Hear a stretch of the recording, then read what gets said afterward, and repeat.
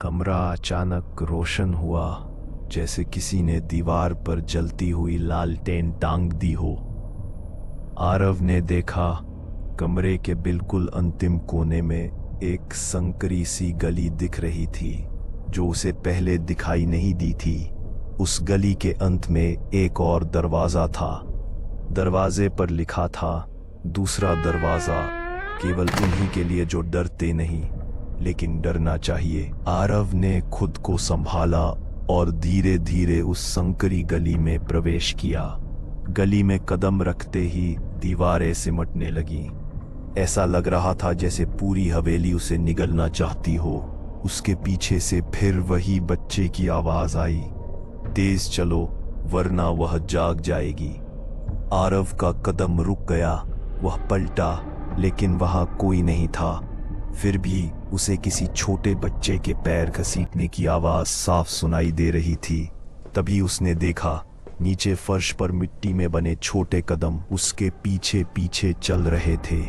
उसका गला सूख गया। दूसरे दरवाजे तक पहुंचते ही उसने महसूस किया कि दरवाजा अपने आप धीरे से खुल रहा था, जैसे अंदर कोई इंतजार कर रहा हो। कमरा बिल्कुल खाली था। बीच में सिर्फ एक गोल लकड़ी की मेज और उस पर एक पुरानी डायरी। आरव ने डायरी खोली। पहला पेज पढ़ते ही उसका चेहरा सफेद पड़ गया। अगर तुम ये पढ़ रहे हो तो हवेली ने तुम्हें चुन लिया है। तीसरे दरवाजे से बाहर निकलने की उम्मीद मत करना। आरव ने पेज पलटा। अगले पेज पर किसी ने कांपते हाथों से लिखा था, हमारी बेटी अनाया पहले दरवाजे में खो गई, हम उसे ढूंढ नहीं पाए। दूसरा दरवाजा सिर्फ चेतावनी है, असली मौत तीसरे दरवाजे में है। अचानक कमरे में एक और आवाज गूंजी, धीमी, खुरदरी और बेहद पास, अनाया, अनाया।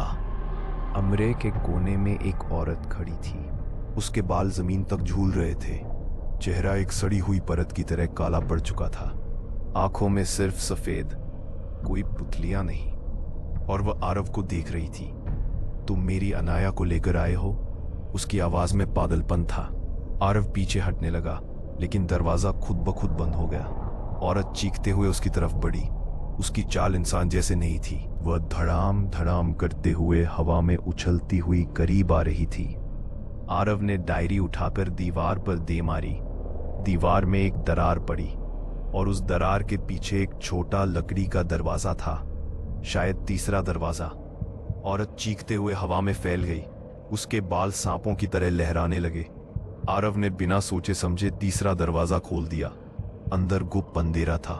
अंधेरे की गहराई में एक छोटे बच्चे की हल्की आवाज, यहां आओ, मैं यहां हूं। आरव ने जैसे ही कदम अंदर रखा, दरवाजा बंद हो गया। कमरा शांत हो गया और चौधरी हवेली एक और शिकार निगल चुकी थी।